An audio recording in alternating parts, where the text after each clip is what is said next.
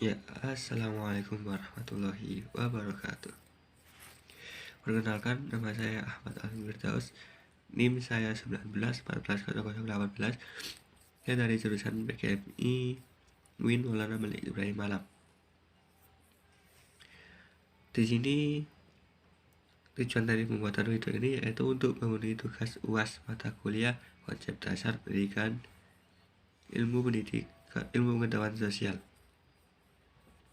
Langsung saja kita ke materinya.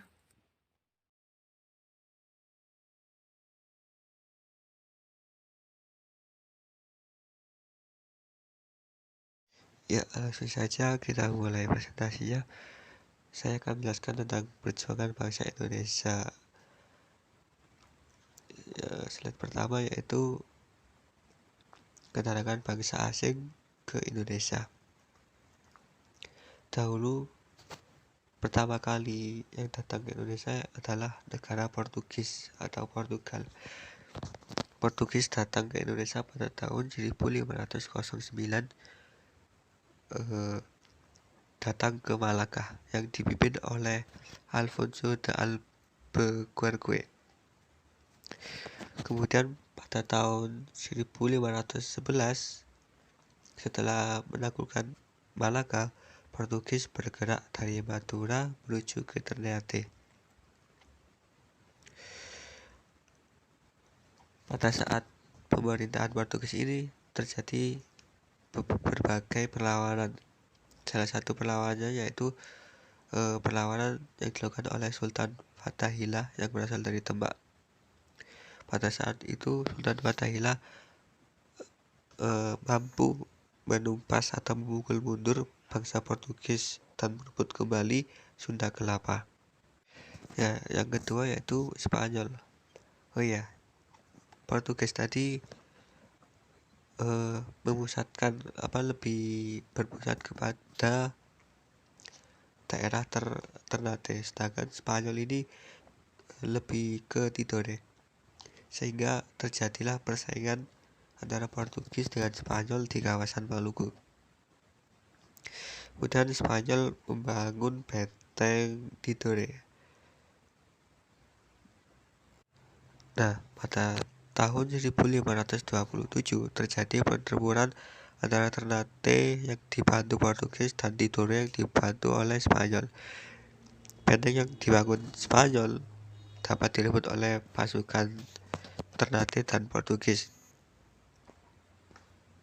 Kemudian setelah kekalahan tersebut, Spanyol menyadari kerugian yang ditimbulkan akibat pertempuran tersebut, sehingga Spanyol meninggalkan Maluku dan Spanyol memusatkan diri di negara Filipina. Kemudian yang ketiga yaitu Belanda. Belanda masuk ke Indonesia pada tahun 1602 yang dipimpin oleh Cornelius de Houtman. Belanda masuk ke Indonesia melalui Banten. Nah, disinilah penjajahan yang paling lama terjadi. Belanda menjajah Indonesia sekitar 3,54 atau 350 tahun. Nah, mengapa sih bangsa-bangsa Eropa berbondong-bondong datang ke Indonesia? Salah satu alasan terbesarnya yaitu yang pertama, Indonesia adalah kekayaan alam Indonesia itu berupa rempah-rempah, sehingga mereka bondong-bondong datang ke sini untuk mengambil rempah-rempah dan menjual di pasar Eropa. Kemudian ada 3 tujuan lain. Di sini saya dulu cara menghafalnya yaitu triple G, yaitu gold, glory, dan gospel. Yang gold ini tujuannya yaitu ekonomi, untuk mencari keuntungan dari hasil besar dan perdagangan rempah-rempah. Kemudian glory, yaitu untuk tujuan petualangan dengan mencari negara jajahan baru untuk mengharumkan nama, kejayaan, dan kekuasaan negara yang menjajah. Kemudian yang ketiga yaitu gospel. Gospel ini untuk tujuan keagamaan, yakni untuk menyebarkan ajaran agama Nasrani. Nah, selanjutnya yaitu masa pemerintahan Belanda. Waktu Belanda datang ke Indonesia, Belanda membentuk VOC. VOC yaitu bergunanya untuk memonopoli perdagangan, untuk menguasai jalur-jalur perdagangan.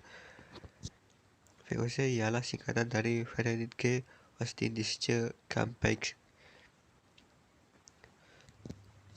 VOC didirikan di Banten karena karena Belanda ingin menguasai pasar rempah-rempah yang ada di Indonesia. VOC didirikan oleh Cornelis de Houtman. Namun pada tahun 1800 VOC dibubarkan. Selanjutnya, setelah VOC dibubarkan, Belanda mengangkat Daendels sebagai gubernur. Nah, pada saat pemerintahan Daendels ini, Belanda mempunyai kebijakan yaitu membangun jalan raya dari Anyer hingga Panarukan. Pada saat pembuatan jalan terdapat beberapa penentangan atau perang dengan bangsa Indonesia. Salah satunya yaitu perang yang terjadi antara Belanda dengan pasukan Pangeran Diponegoro, di mana Pangeran Diponegoro tidak terima atas pembangunan jalan tersebut yang menggusur makam-makam para leluhurnya. Masa pemerintahan Daendels ini tidak begitu lama.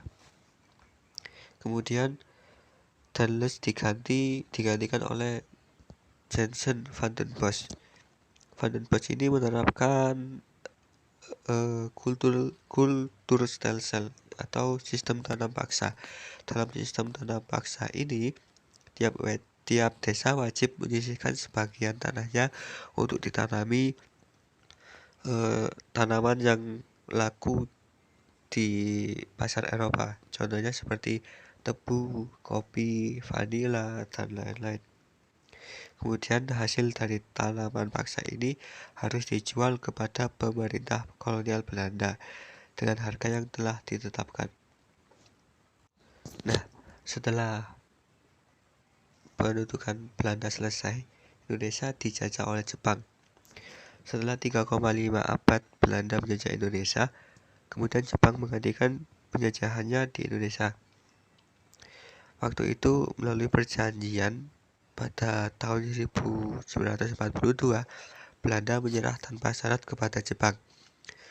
Masa pendudukan Jepang dimulai pada tahun 1942 dan berakhir pada 17 Agustus 1945. Pada saat Jepang masuk ke Indonesia, Jepang disambut baik oleh bangsa Indonesia karena bangsa Indonesia atau masyarakat Indonesia menganggap kalau Jepang itu membebaskan Indonesia dari penjajahan Belanda.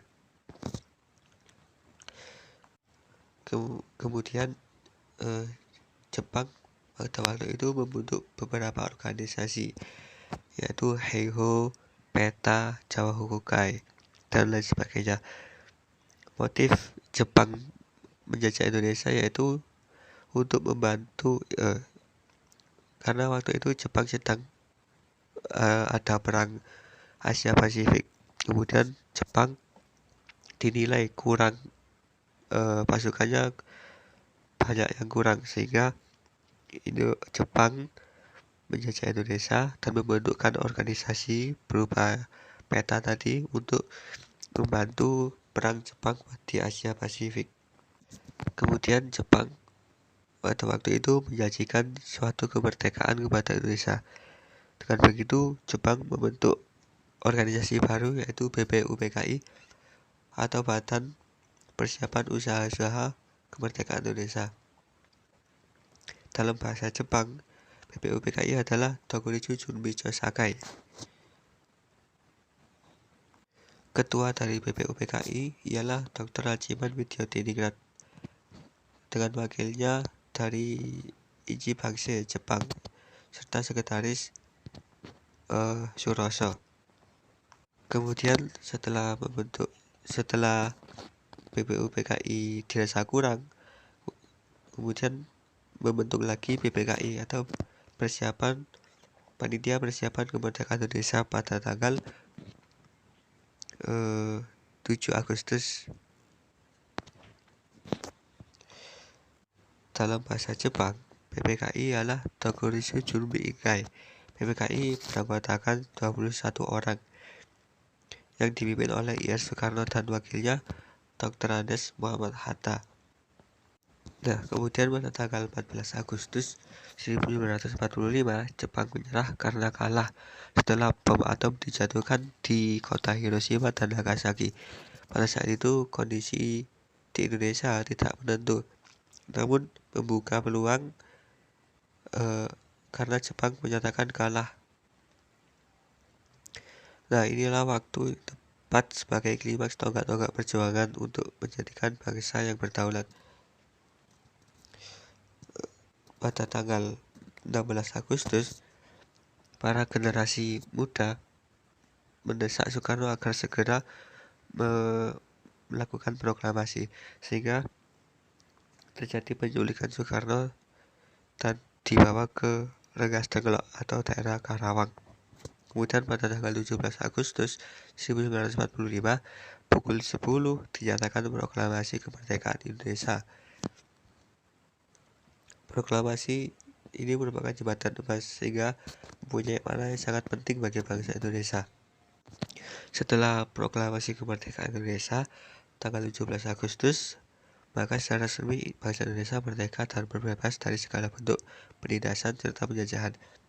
Namun, pada prakteknya Indonesia masih diganggu dari bangsa asing, yakni dari pihak Belanda. Sehingga timbul beberapa perjuangan baik dalam hal perang maupun diplomasi. Di antaranya yaitu pertempuran Surabaya atau yang dikenal sebagai pertempuran 10 November, kemudian pertempuran Ambarawa, pertempuran Bandung Lautan Api, agresi militer 1,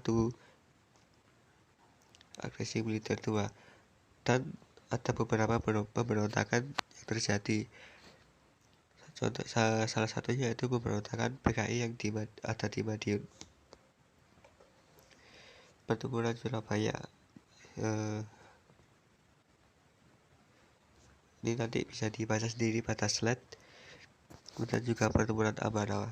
Pertempuran Ambarawa ini langsung dipimpin oleh Kolonel Jenderal Sudirman.